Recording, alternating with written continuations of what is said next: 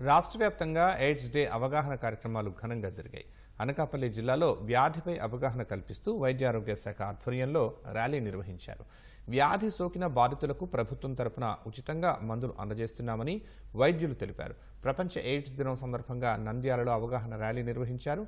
నూనెపల్లె ప్రభుత్వ వైద్యశాల నుంచి సాయిబాబా నగర్ మీదుగా పట్టణంలోని టెక్కే వరకు ర్యాలీ సాగింది. ఎయిడ్స్ వ్యాధిపై ప్రతి ఒక్కరూ అవగాహన కలిగి ఉండాలని కలెక్టర్ రాజకుమారి సూచించారు. ప్రపంచ ఎయిడ్స్ దినోత్సవం సందర్భంగా వైద్య సిబ్బంది విద్యార్థులతో కలిసి కర్నూలు జిల్లా కలెక్టర్ రంజిత్ భాషా అవగాహన ర్యాలీ నిర్వహించారు. కలెక్టరేట్ నుంచి రాజ్ విహార్ కూడలి వరకు ర్యాలీ సాగింది. సరైన మందులు వాడితే ఎయిడ్స్ వ్యాధి నుంచి నివారణ ఉంటుందన్నారు. ఎయిడ్స్ నియంత్రణకు ప్రతి ఒక్కరూ కృషి చేయాలని ఒంగోలు ఎంపీ మాగుంట శ్రీనివాసులరెడ్డి పిలుపునిచ్చారు.